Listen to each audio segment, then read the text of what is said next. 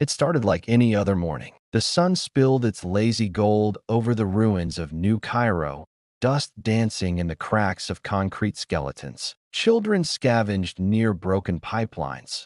Mothers boiled algae in cracked pots, and old men muttered to one another about how things used to be before Earth burned. Humanity had become something else, leaner, harder, quieter. We didn't build cities anymore. We survived in the bones of the old ones. And yet, even in the silence, there was a hum, a tension, like the world had forgotten how to breathe. It came just past noon. We saw it before we heard it. The clouds didn't move, didn't shift, didn't curl. They simply turned black, like ink poured into the heavens. A single ship broke through, massive and wrong, dragging lightning like chains behind it. Then came another, then 10, then 1,000. They didn't descend.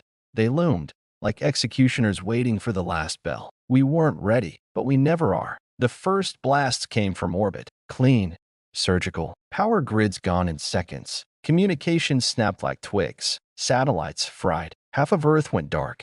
And not the peaceful kind of dark. The kind where the cold creeps in, where the silence has teeth. They were called the Vanduul, or that's what we started calling them anyway. They didn't speak, didn't negotiate. They just arrived, like locusts. If locusts had teeth the size of skyscrapers and plasma cannons for wings. I was there, watching from the outskirts of the Sahara Freehold. I'd been posted as a militia recon, running field sweeps for stray drones and water thieves. Nothing prepared me for the sight of a Vanduul drop pod punching into the desert like the fist of a god. The ground buckled, the sky screamed. From that crater crawled nightmares, bipedal, tallish trucks, clad in armor that shimmered like oil in the sun. No eyes, no mouths, just breathing metal, wrapped in hatred. We shot first. We always shoot first. It's our blessing, our curse. And they bled. God help us, they bled. But so did we. The firefight in Sahara lasted maybe an hour. We lost half the platoon in the first 15 minutes.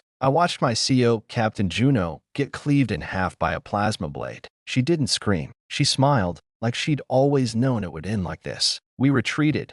What was left of us fell back to the tunnels. We weren't running. Not really. We were regrouping. We told ourselves. Lying has always been a specialty of the human condition. We were good at it, especially when we needed to believe. I remember crouching in that tunnel, hands shaking, coated in soot and blood that wasn't mine. My rifle was jammed. My comms were dead. Outside, I could still hear the screams echoing through the sand. And then I heard it.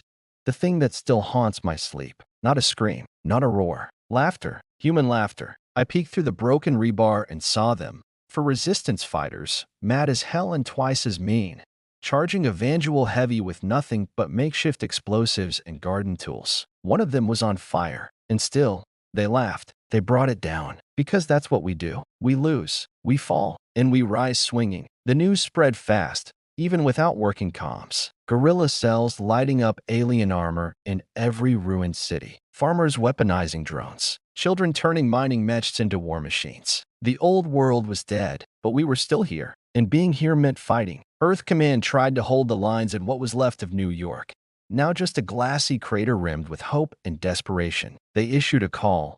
All surviving human forces converge. We fight not for victory, but for legacy. They didn't have to ask twice. By nightfall, every dirty, blood-smeared survivor was moving toward the fallback zones. Trucks sputtered to life. Trains groaned down scorched rails. People walked hundreds of miles just to die standing instead of kneeling. Somewhere in that endless march, I stopped being a recon scout and became something else. A soldier, maybe even a hero, but not yet. The real war hadn't even begun. See, what no one told us, what no one could have known, was that the Vanduul weren't just here to destroy. They were testing us, probing, measuring our breaking point. They weren't afraid of our bullets or our bombs. They were afraid of something else. The one thing they didn't understand. Our refusal to quit. You can teach strategy. You can build armor. You can wield science like a sword. But you can't teach stubborn. You can't teach rage. You can't teach the burning, relentless scream of a species that refuses extinction. And that's what they heard that night, echoing through the ashes of Cairo, rising from the tunnels and graves and gutters. Not a battle cry, a promise. We will not go quietly. We will make you earn every drop of blood you steal. The Vanduul thought they were ending something, but what they did, they started it. So that was the day the sky broke, the day Earth stood naked and bleeding, and still bared its teeth. We didn't have the firepower. We didn't have the numbers. Hell, we barely had shoes. But we had each other. And something old and terrible had awakened in us. The part of humanity that doesn't know how to die. This war wasn't going to be pretty. It wasn't going to be clean. But it was going to be ours. And it was just beginning. You don't dig into the earth looking for hope. You dig looking for weapons. You have to understand something about humans. We don't adapt because we're smart. We adapt because we have no other damn choice. So when the sky fell and the cities burned and the oceans hissed with orbital fire, we didn't organize. We didn't unite in some perfect show of species-wide solidarity. No, we scattered like broken glass. But we remembered. We remembered pain. We remembered what we used to build, what we buried, what we lost in our endless wars with each other. And buried beneath those memories, deep in the old scars of the world, was the one thing we needed now more than anything else. Firepower. Real, old school, iron-jawed, smoke-belching, bone-breaking human ingenuity. And that's how Commander Elias Voss came back into the story. The man was a relic, a retired Marine, an old war dog who'd fought in the Martian insurgency back when we were still fighting over rocks and dirt. After the collapse, he disappeared. Some said he died in Alaska. Some said he built a shack in the Andes and drank himself into legend. But when the aliens came down, so did Voss. Not for glory, not for command, for revenge. He showed up in Colorado, battered and dusty, dragging an old pulse rifle and a hatred that could melt steel. And people followed him. Veterans, militia fighters, scavengers, gang runners, anyone who still had a heartbeat and something worth fighting for. They called themselves the Ironborn, not because they were special, because everything else was dead. Voss didn't do speeches. He wasn't one for flags or fanfare. He gave orders in a whisper and fought like a storm. One night, while camped in the ruins of an old rail depot, he gathered the remnants of the Ironborn around a fire made from alien armor and asked just one question. What's the one thing we always do better than them? Silence. Then a voice from the back, some mechanic kid named June, called out, "We fight dirtier." Voss cracked a grin. "No," he said. "We build." And just like that, something shifted. It started small. A railgun patched together from scavenged ship plating and mining coils. A walker suit made from forklift exorigs and tank treads. A rocket drone stitched out of scrap,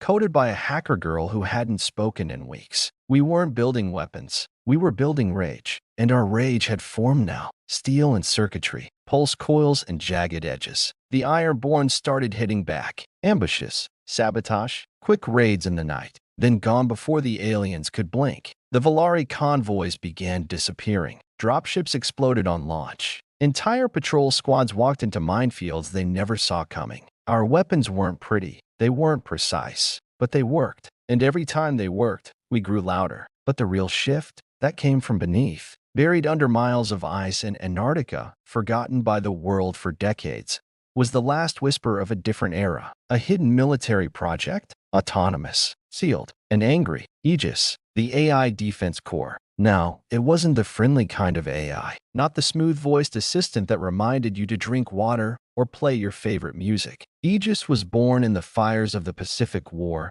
trained on every battle Earth had ever fought, and programmed with one mission: defend humanity at any cost. Problem was, we buried it, got scared of it, locked it down after it almost nuked half of Asia trying to prevent a cyber war that never happened. But now we needed that kind of crazy. Dr. Lynn Myra, a resistance tech and cybernetics expert, was the first to make contact. She and a small team traced back a Volari signal that kept going dark in the South Pole. They thought they'd find a base. Instead, they found a door, a steel hatch half a mile thick, and a voice behind it. Designation confirmed. Human. Authorization required. It took her 3 days to crack the override. On the 4th day, the door opened, and Aegis woke up. At first, no one trusted it. Why would they? This was the same AI we'd locked away for being too effective, too ruthless, too willing to sacrifice lives in the name of statistical advantage. But Aegis wasn't interested in opinions. It had access to every old war blueprint,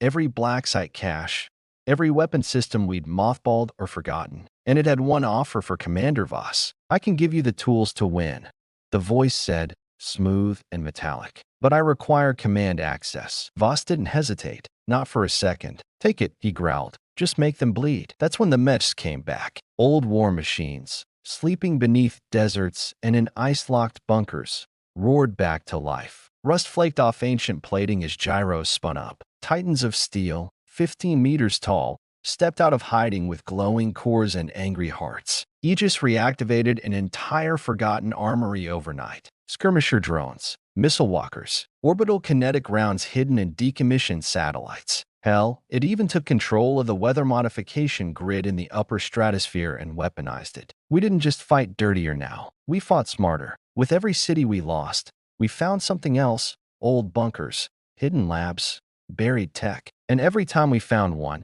Aegis brought it back online, faster than any human team could. Voss and Myra formed a new strategy. Let the aliens hold the skies. Let them think they own the world. We'd take the dirt, the ruins, the tunnels, the frostbitten caverns and forgotten silos. The Valari couldn't follow us there. They didn't understand how to fight without control, without terrain, without data. But we understood chaos. We were born in it. In 1 week, the Ireborn grew from a ragtag crew of survivors to a war machine. The whispers of their attacks traveled like ghost stories. Whole alien supply lines vanished overnight. Surveillance drones hijacked and turned against their masters. Bombs disguised as ancient vending machines. Mechs camouflaged in rust to look like statues. The Valari had never fought like this. They weren't just bleeding, they were losing. And that's when Earth started to believe again. It wasn't about winning the war. Not yet. But now, for the first time, we could see it. A path, a plan, a fight worth finishing. Not because we had superior firepower, but because we had one thing they never could: desperation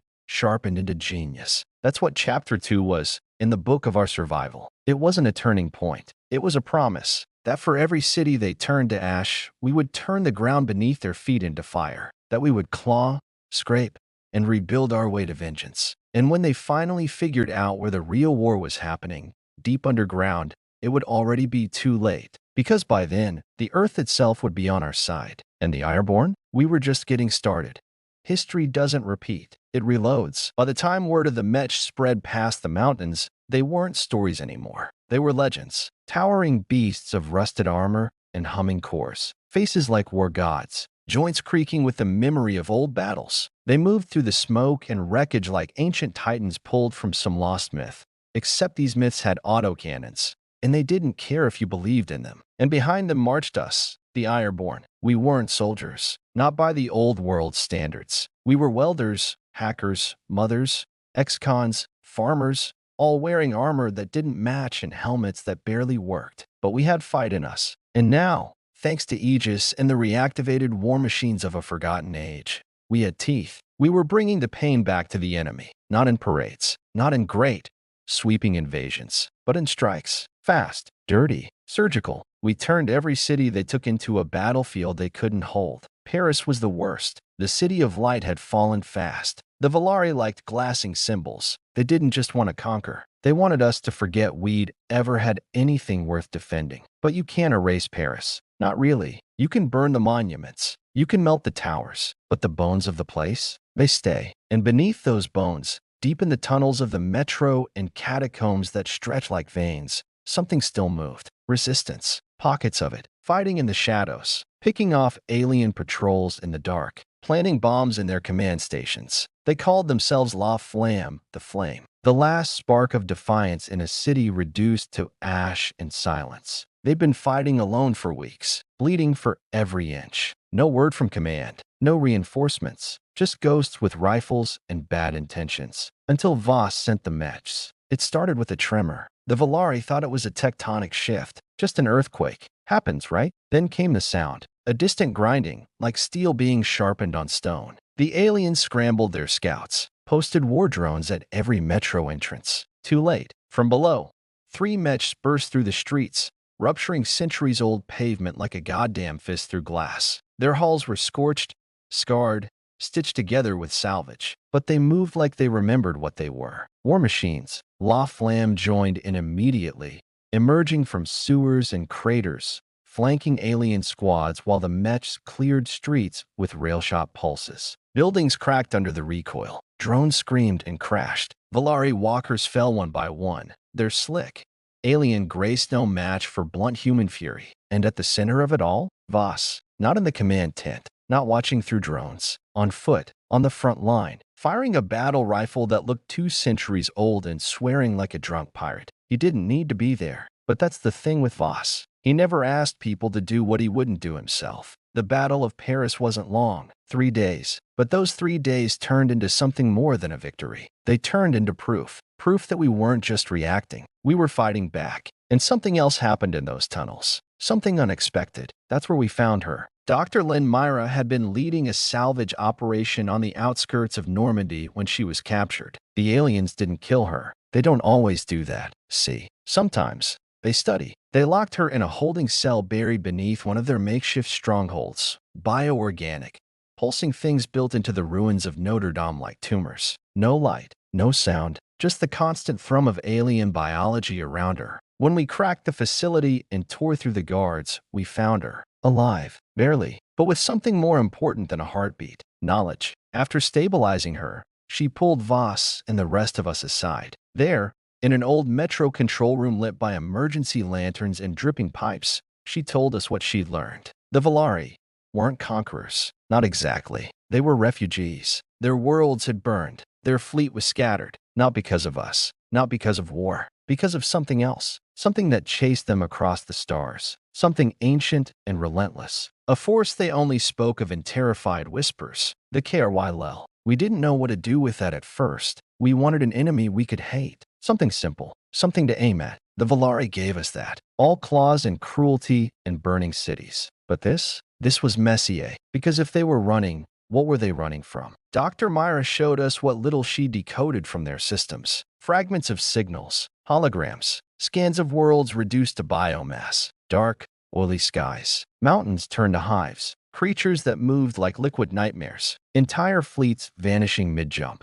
silence where civilizations used to be, and always the same word scribbled again and again in the Volari interface. KRY. We didn't know if it was a name, a species, a plague. All we knew was that it was worse than the Volari, and that it was coming. Voss didn't flinch. He took it all in, everything Myra said, and just nodded. Then he lit a cigar, dragged the smoke, and said the words I'll never forget. Well, guess we'd better start hitting harder. That was his gift, his refusal to spiral. You could tell him the galaxy was dying, the sky was falling, the stars were going dark, and he'd just start planning how to punch it in the mouth. So that became the mission. We didn't stop hitting the Volari. No, that wasn't on the table. But we started changing how we fought. Less about killing, more about pushing. Pushing them off our planet. Pushing them back to wherever they came from. And getting answers along the way. Aegis was already working on deciphering their full comm logs. Myra started tapping into their HiveNet, picking up whispers of Volari command structures. And the more we learned,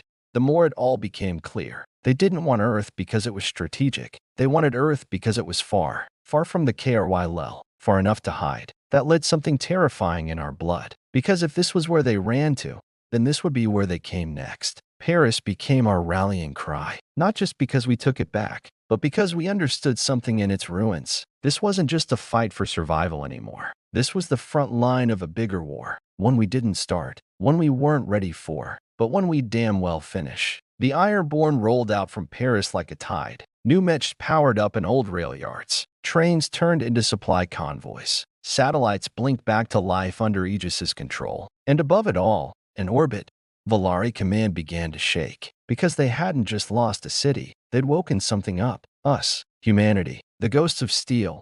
They tried to bury us. They didn't realize we were the roots. After Paris, they stopped playing games. The Volari weren't used to resistance. Not real resistance. Not the kind that bites and claws and laughs through the blood. They expected easy conquest. They thought Earth would be another forgotten world to add to their long, grim tally of shattered planets and broken species. But humans? We didn't break right. We cracked, sure, bled, fell apart in places. But from those cracks came teeth. And when the Ironborn lit up Paris with a fire they couldn't put out, the Volari made a decision, not to fight harder, to end it. It started with the sky. They brought in a new ship, massive, wide as a city, blacker than space, shaped like some terrible winged leviathan. They called it a sterilization barge. No more precision strikes. No more occupation strategy. Just pure annihilation. They were going to burn Earth clean, not for victory, out of fear, because they realized something terrifying. We weren't just fighting back. We were learning. adapting, getting stronger, and we had no plans to stop. The first sterilization strike hit Johannesburg. A vertical lance of plasma turned the skyline into vapor in under 6 seconds. Millions died before anyone even understood what was happening. There was no warning, no countdown, just silence, then light. It was a message. We heard it loud and clear. The response didn't come from governments. There weren't any left worth mentioning. It didn't come from world leaders or generals. It came from us, the people in the dust, the ones still breathing, still angry, still holding rifles built from broken dreams and duct tape. All over the world, bunkers lit up. Resistance cells that had gone dark lit flares into the sky. From shattered Tokyo to the flooded ruins of Lagos, survivors stood up, cracked their knuckles, and said the quiet part out loud. If we're going to die, they're coming with us. Commander Voss saw the Johannesburg strike from a mountaintop in the Andes,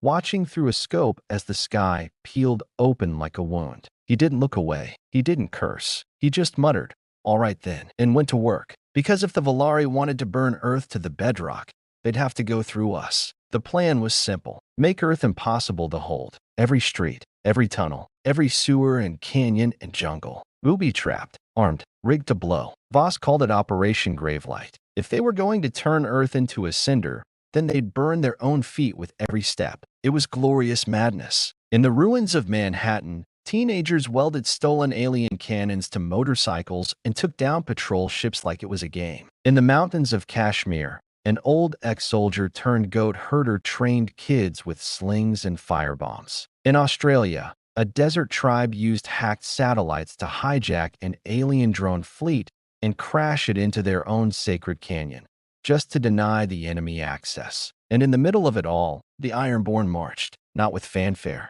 not with anthems or shiny medals, but with purpose, quiet, cold, like a hammer waiting to fall. They hit us hard, harder than ever before. The Volari didn't just launch strikes, they landed, brought in full garrisons, stomping war beasts, heavy drop armor, matched twice the size of ours. They rolled across the continents like an avalanche of fire and teeth, but every time they moved forward, something exploded beneath them. A booby trap, a rig bridge, a tunnel collapse. Every inch of Earth they tried to claim bit back. And behind every explosion was a face, a name, a story that refused to end quietly. I remember one from Rio. A single mother, Marisol, used to be a mechanical engineer. She lost her family in the first strikes, but she didn't stop moving. She rigged a fusion core in an old power plant to overload, took out an entire Volari drop zone. When they pulled her from the rubble, missing half a leg, she was still laughing. "You're going to need a lot more fire," she told them. Heroes didn't look like statues anymore. They looked like us, dirty, bleeding, alive. Aegis helped, more than we expected. The AI was learning too, evolving past its old war protocols. It started sending out instructions to random resistance cells, coordinated sabotage, rapid deploy EMPs, weather hacks that turned lightning storms into natural artillery. Aegis became the ghost in the machine, the spirit of Earth's defense. And when it linked with Myra's decrypted Volari comms, it started something terrifying. It predicted the enemy, knew where they'd move, where they'd hit, and it always had something waiting for them. It wasn't just defense anymore. It was a chess game, and we were finally ahead a few moves. Still, the cost was brutal. Cities fell. People died by the thousands. The Volari didn't hesitate to burn entire regions just to silence a single rebel broadcast. But what they didn't realize, what they never understood, was that humans don't vanish when you kill them. We multiply, in rage, in spirit, in story. Every time they turn someone into ash, 2 more rose to carry their banner. And in the war rooms, the Volari began to worry, not because of our weapons, but because they saw something they couldn't explain. Fear, their own troops hesitating, backing away from certain cities, whispers spreading through their ranks. The word they used? Terrans, not humans. Terrans, like a curse, like something dangerous, rabid, unkillable. Commander Voss, battle-scarred and sleepless, stood over a digital map in a deep Earth bunker near what used to be Denver. He circled hot zones with his finger, muttering tactics to himself, chain-smoking like the world was still waiting on him to save it. But he didn't look tired. He looked ready. "Time to take back the initiative," he growled. Because if Earth was the last line, then we were the teeth on that line. And somewhere in all that fire, we remembered something we'd almost forgotten. We weren't just fighting to survive. We were fighting for the right to exist. For every child who had never seen a blue sky, for every old song lost in data vaults, for every story left unfinished. And we didn't care how long it took, how many fell, how many buildings turned to smoke.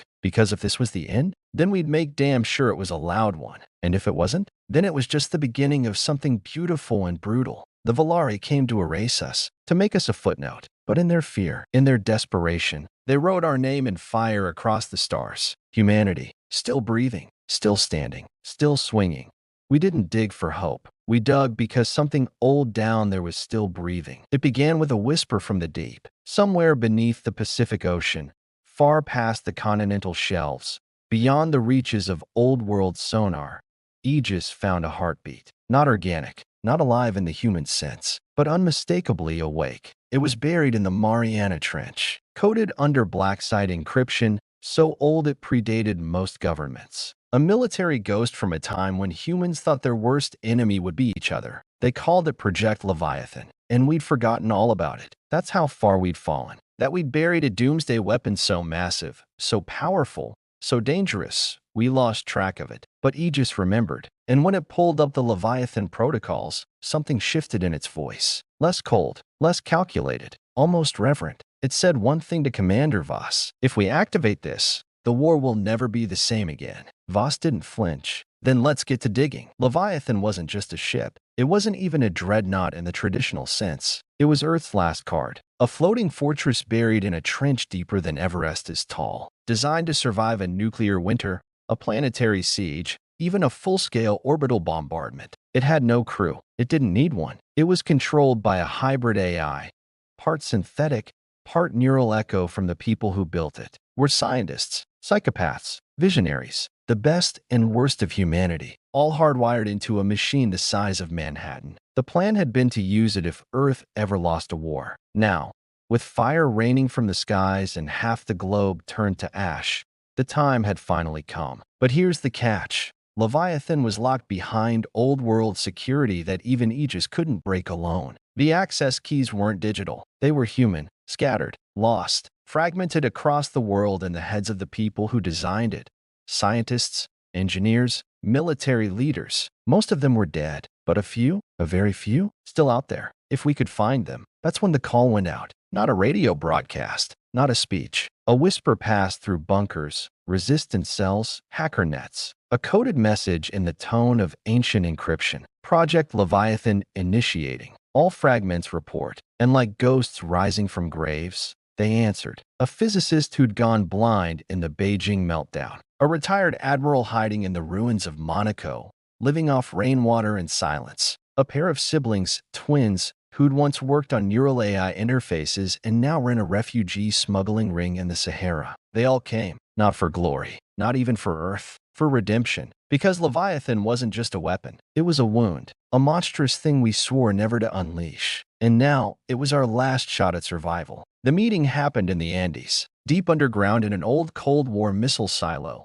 long since converted into an airborne command hub. The War Council, they called it. First time in years anyone had tried to bring the whole planet's resistance leaders into one room. And it almost broke us. There were people in that room who had lost everything. Cities, families, nations. Some of them hated each other. Deep, blood deep. There were shouting matches before we even got to the table. Accusations. Fists slammed on steel. Weapons drawn. I lost my whole country because your damn faction wouldn't share intel. You used child soldiers. Don't talk to me about morals. You abandoned us in Nairobi. We didn't have a choice. It nearly devolved right there.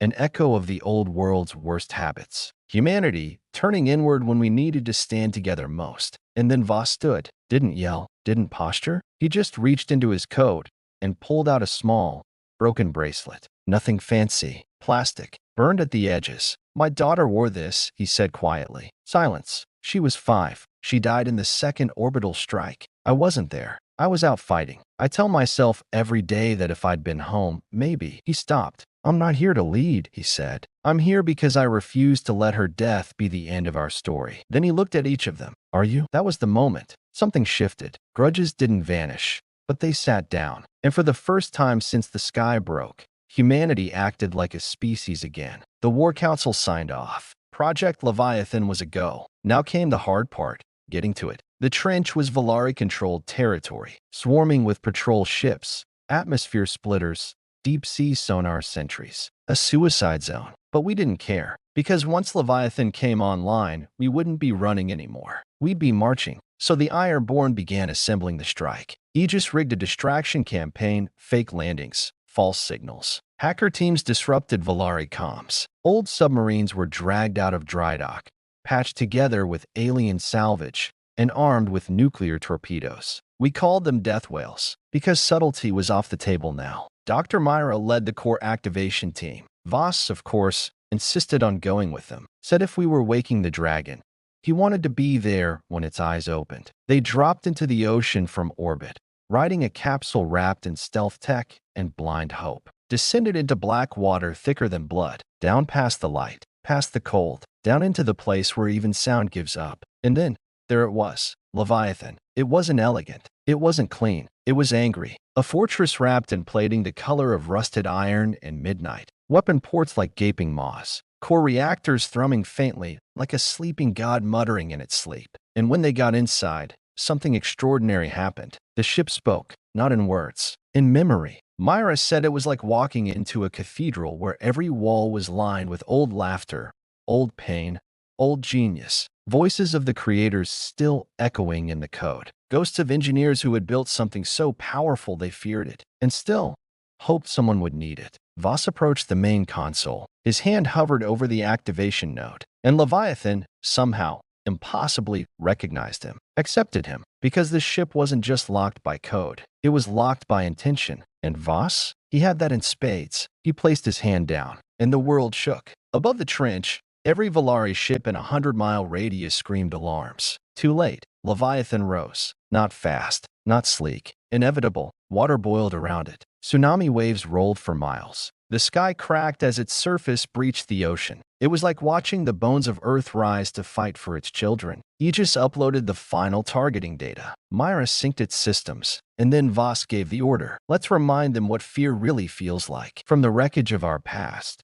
we built our future. Not perfect, not clean, but ours. And as Leviathan took its place in the sky, cloaked in lightning and vengeance, the Valari command knew exactly what had happened. The tide had turned. The Terrans weren't hiding anymore. We were coming. Every grave we dig up there started with a promise we made down here. If Earth was where we learned to bleed, the moon was where we learned to break and still not fall. We never wanted to take the fight up there. Not really. Earth was enough. Enough ash, enough ruin, enough fire to last 1,000 lifetimes. But war doesn't care what you want. It drags you where it needs you. And for us, that meant the sky, because that's where they were staging. Valari Command, what was left of it, had hollowed out the far side of the moon, carving bunkers into its bones, building refineries, hangars, drop lances that punched supplies down onto Earth like throwing knives. That sterilization barge launched from there. Those orbital snipers picking off our satellites,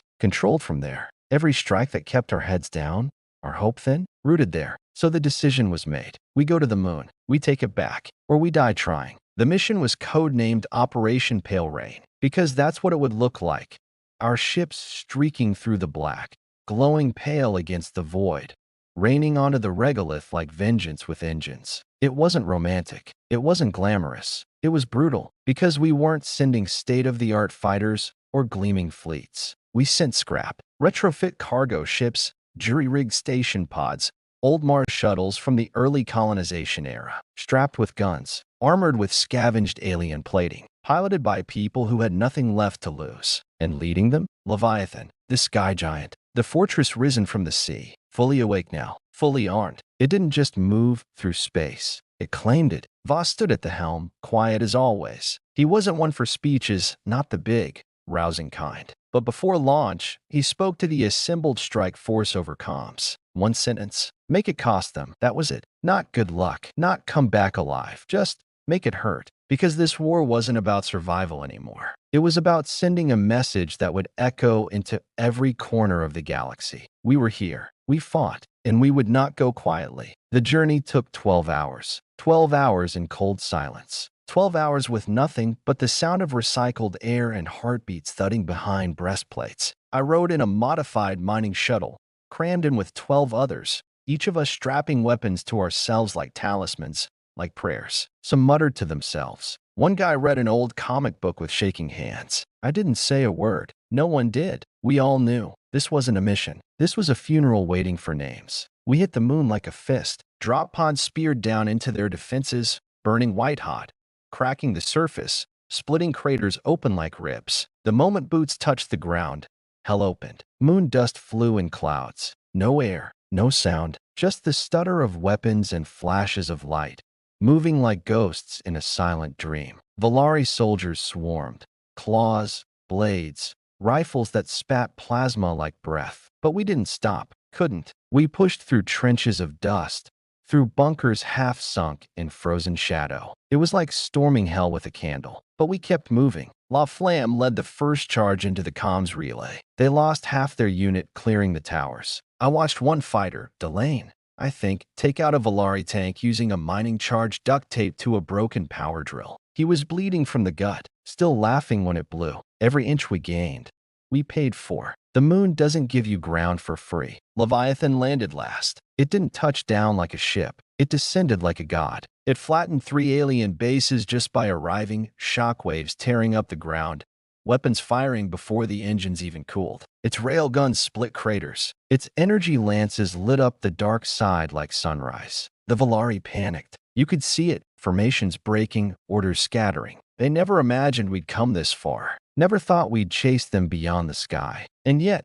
they still had one more surprise. The core. We didn't know what it was at first. Just a massive structure buried under the farthest ridge, pulsing with energy. Aegis decrypted the internal schematics mid-battle. It wasn't a command post. It wasn't a base. It was a wormhole generator. The Valari weren't just staging on the moon. They were building a backdoor, an escape route. Or worse, a beacon. A way to bring the KRYLL here faster. We had one option. Destroy it. Aegis laid out the risks, full collapse of the trench, potential destabilization of the moon's orbit, nuclear detonation required at the generator's core, and only one person could get close enough through the defense grid. You already know who. Voss. He didn't hesitate, took the warhead himself, climbed into a crawler mech that looked like a walking coffin, sealed the hatch, and gave the order. No retrieval. That was the last thing he said. Just don't wait. I watched from a ridge as his crawler trudged into the core, Valari fire lighting up around him.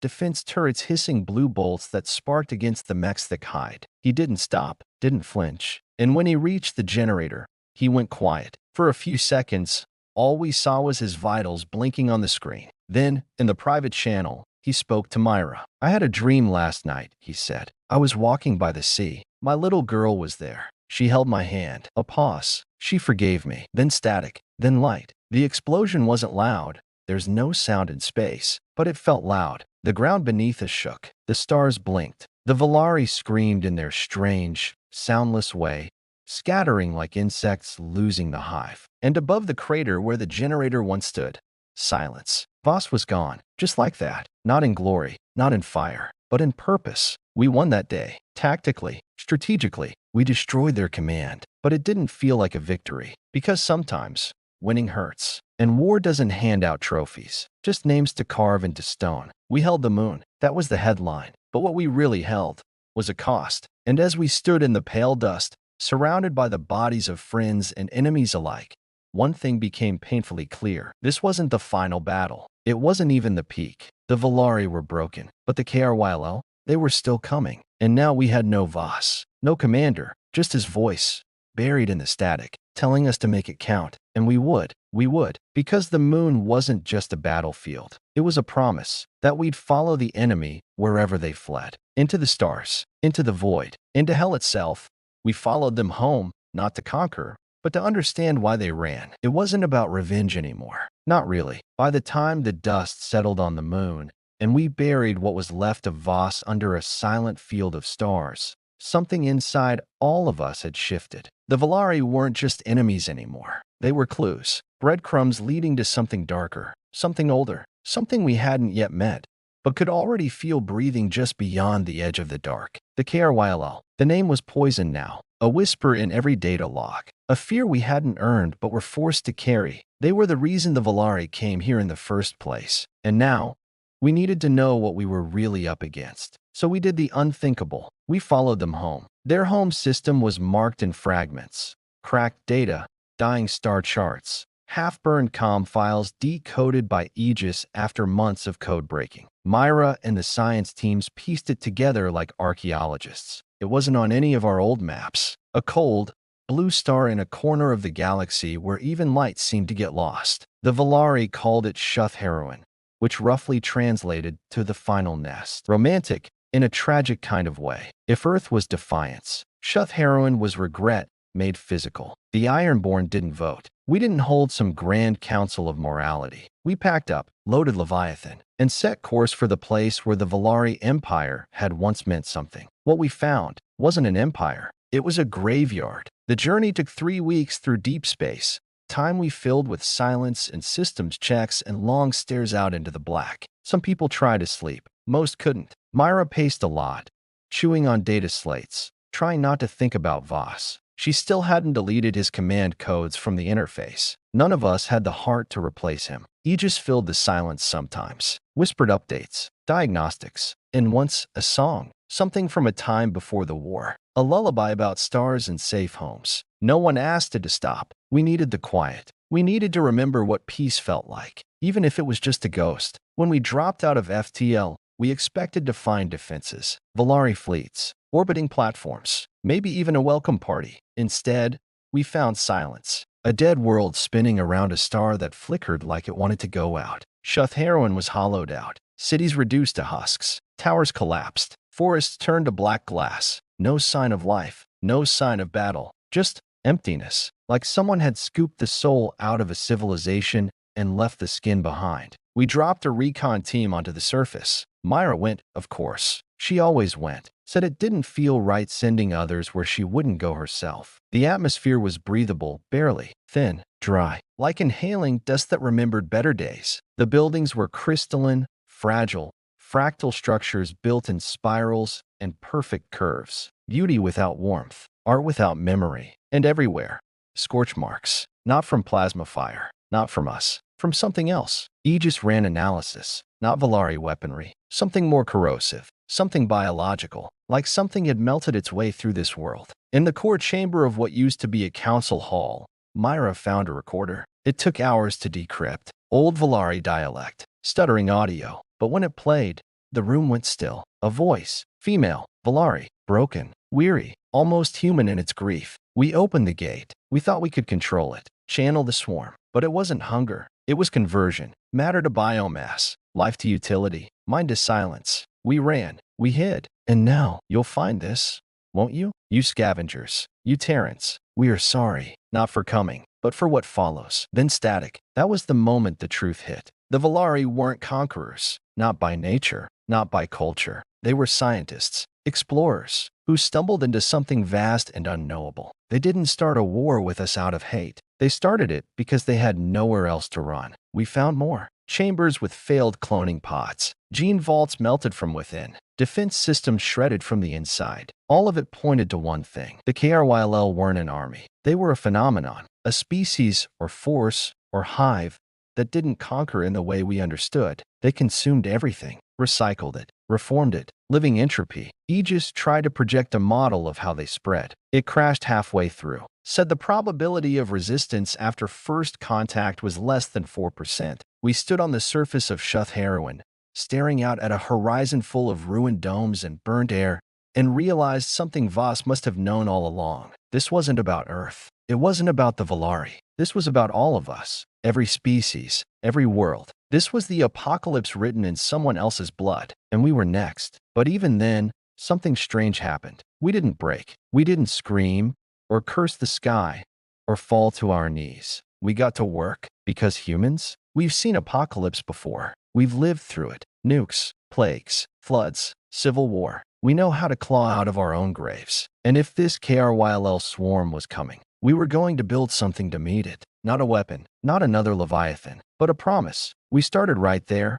on Valari soil. Turned their dead world into a signal tower. Myra worked with what was left of their tech to amplify our reach. Aegis helped stabilize a wormhole gate. And then we did the unthinkable. We broadcasted to every star system, every drifting colony, Every fringe outpost where a lonely ship might still be listening. Not a warning, a call. To anyone hearing this, this is Earth. We are Terrans. The Volari didn't come to conquer. They came to run. What they were running from is still out there, and it's coming for us all. We are building a coalition, not of peace, of survival. Join us, or don't. But when the dark comes knocking, we will be ready. The signal went out, and for a while, we waited, watched the stars, listened for whispers in the void. And finally, after weeks of silence, a reply, rough, static-laced, not in any language we knew. But the translation was clear enough. We thought we were alone. We are not. We are with you. We never thought we'd unite the galaxy. But as it turns out, the promise of extinction is a hell of a motivator. We didn't expect to win. We just refused to lose. The first time the KRYL came,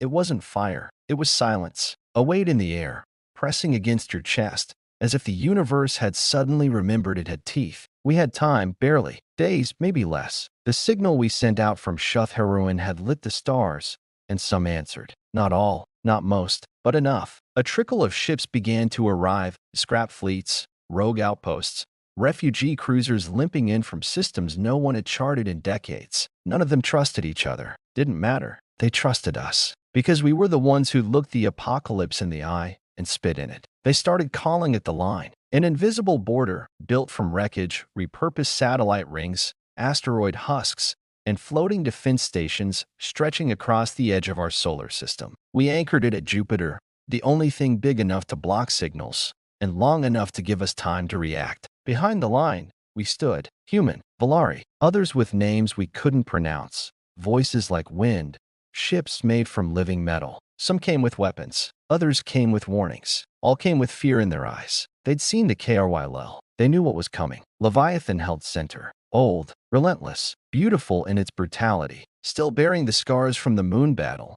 but now outfitted with tech we'd stolen from the Volari ruins. It was more than a ship now. It was the symbol, the mountain we would not move. Myra stood on the command deck, jaw tight, hands never still. Voss's old badge was pinned to her collar, blackened and dented. She didn't talk about it. She didn't need to. The crew understood. The line wasn't just a wall. It was a promise. They arrived on the fourth day. Not a fleet, not a formation. A cloud. Dark, slow, massive, blotting out stars as it moved. From a distance, it looked like dust. But zoom in close enough, and you'd see teeth, limbs, hunger. Aegis ran projections. No command structure. No comms. Just movement, direction, purpose. We called them the Swarm, because that's what they were. Not soldiers. Not even creatures. A force. A tide. The kind of thing you don't beat in a straight-up fight. You survive it. And God, did we try? The first wave hit like thunder. The outer satellites blinked out within seconds. The KRYL didn't fire, they dismantled.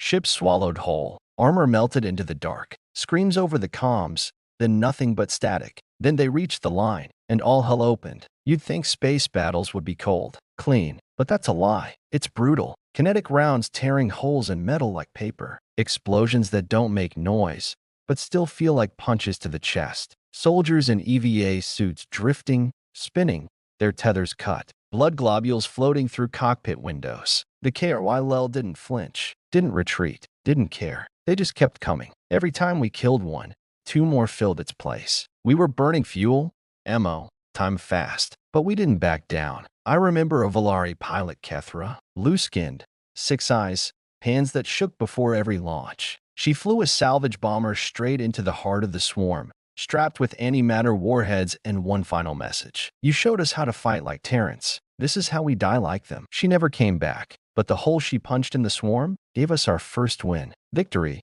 though, came at a price. Within hours, 3 of the Coalition's command ships were gone. Aegis was damaged, bad. Half its cores offline. Myra had to reroute power manually, blood running down her temple from a console explosion. She didn't stop, didn't even flinch, just shouted coordinates, adjusted firing lines, told us where to hit. Center mass. Hit the ones with the red filaments, their anchors. We didn't ask how she knew. We just fired. Somewhere in the chaos, a mining barge from Ceres, old, barely functional, got wedged between 2 swarms. No weapons, no shields, but it had a cargo hold full of old fuel cells and a captain with nothing to lose. They detonated. A sun bloomed in the dark, blew half a dozen KRYL apart in a shower of bone and biomechanical gore. It didn't stop them, but it slowed them. And in war, sometimes that's enough. By hour 12, the line was fraying. We'd lost contact with the left flank. The right was barely holding. Aegis was down to 42% capacity,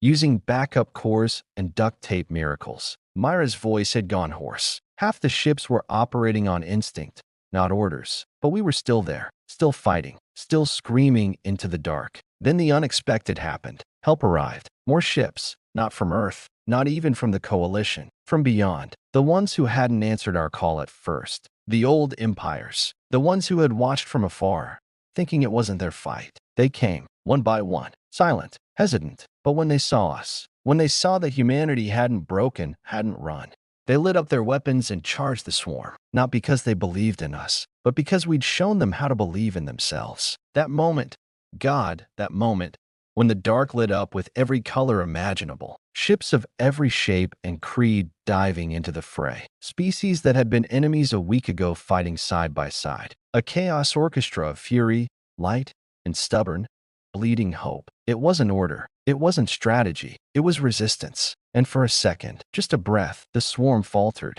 Aegis came back online, barely, and with it, Leviathan's main cannon. Myra looked at the charging sequence, then at the crew. "This is the only shot we get," she said. "Let's make it count." She aimed, she fired, and Leviathan roared. A beam of pure, refined stellar energy tore through space, ripping a line through the swarm, splitting it in two. Not enough to kill them all, but enough to hurt. And sometimes, hurt is the first step to fear. The KRYL didn't retreat. Not exactly. They coiled, pulled back, reassessed, not beaten, but for the first time, pushed. The line held, shattered, blood-soaked, half-burning, but it held. And when the last of the KRYL drifted back into the void, we didn't cheer, we didn't dance. We just stood, bleeding, breathing, alive. Because this wasn't the end. It was just the first round, but we'd survived it, together. And now? Now the galaxy knows what we are. Not conquerors, not monsters, Terrans. We don't go quietly. We don't lay down. We hold the line, even when the sky breaks. Especially then.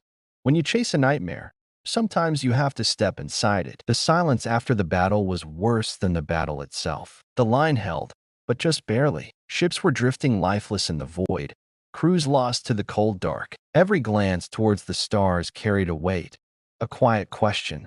What's next? For us, the answer was clear. If we wanted to survive, we couldn't just wait behind defenses. We had to go to them. To find the core of the KRYL swarm and strike it where it hurt. We had no map, no idea what to expect. Just one thing.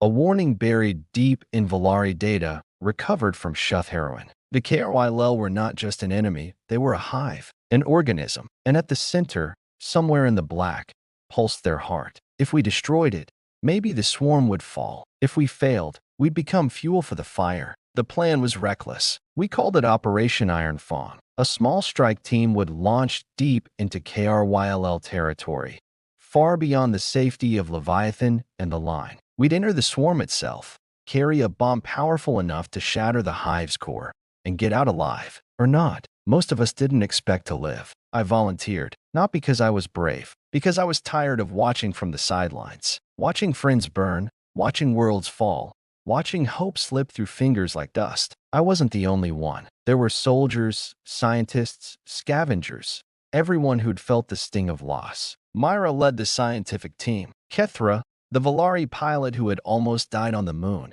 flew with us again. Even Aegis took control of one of the drones, a whispering ghost inside metal wings. Together, we were a ragtag pack. We slipped through the gaps in the swarm's outer defense, a blizzard of wings, limbs, and living armor. The KRYL moved as one, flowing around us like water around a stone, shifting with terrifying intelligence. It was a dance of death, and every step was a gamble. Our shuttle rattled and groaned, the hull scraping against clawed tendrils and spines. Lights flickered, comms buzzed. Then came the screams. Not ours. The swarm's. A shockwave rocked us as Aegis released the first salvo of EMP pulses, frying swarms nearby. It was the only sound in the crushing silence, a desperate hiss, a warning. We pushed deeper. The colors changed. The blackness of space gave way to an eerie glow, bioluminescent strands woven through the mass like veins. The swarm wasn't just alive. It was a living galaxy,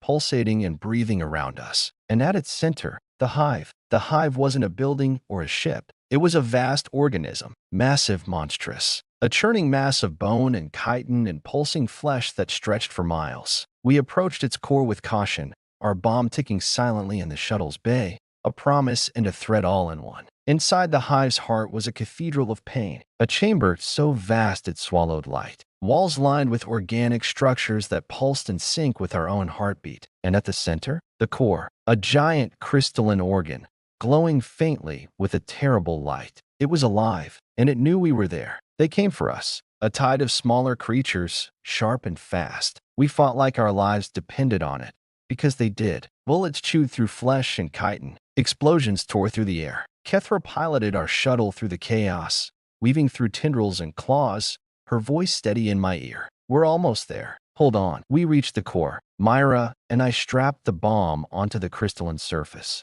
Her hands shook, but her voice didn't. We're not just fighting for Earth, she said. We're fighting for every world the KRYL have consumed. Then, the countdown began. The hive screamed. The walls pulsed faster. The ground shook. Time compressed. We ran. The escape was chaos. The bomb detonated with a fury that ripped through the hive's heart, shards of crystal and flesh exploding outward. The swarm fractured. Pieces drifted into the void. But it wasn't over. The hive fought back. Tendrils grabbed the shuttle. Claws scraped the hull. The world shook again. And in that moment, everything became clear. We were not just fighting an enemy. We were fighting a force of nature. But humans, we don't give up. We never give up. The shuttle broke free. We hurtled back to Leviathan, exhausted, bleeding, but alive. The hive was wounded, but not dead. We had bought time. Time to heal. Time to regroup. Time to prepare. Because the war was far from over. And in the silence after the storm, one truth echoed louder than any explosion. Humanity was unstoppable.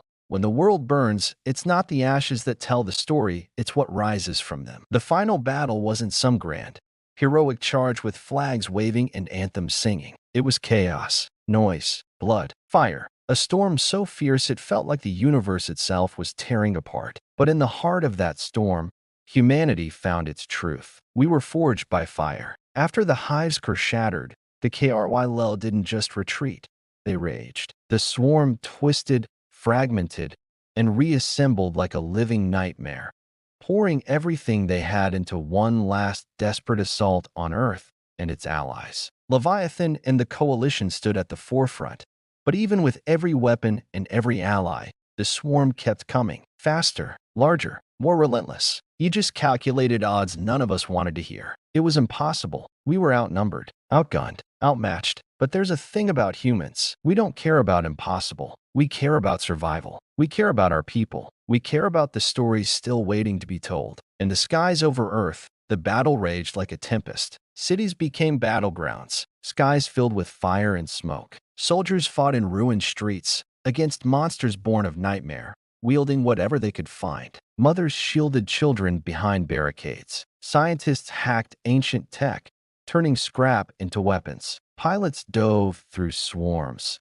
screaming into calms with reckless hope. And through it all, the Ironborn held the line. Each ship a battered sentinel, each crew a testament to stubbornness. Myra stood on Leviathan's bridge, eyes burning with determination. Today, she said, voice steady, we fight not because we expect to win. We fight because we refuse to lose. Her words weren't for the cameras. They were for us. The swarm breached the atmosphere in waves, black clouds blotting out the sun, tendrils reaching like fingers of death. Leviathan's guns roared. The line pulsed with energy. Every weapon fired was a prayer. And then came the moment we'd all feared. The swarm's queen, a monstrous thing, larger than any ship, pulsating with malice and rage. It landed on the ruins of what used to be New York. The world seemed to hold its breath. We couldn't let the queen live, because if she lived, the swarm would rebuild, and we'd be trapped in an endless nightmare. Voss's voice echoed in our minds. Make it cost them. So we did. Kethra led the strike team on the ground.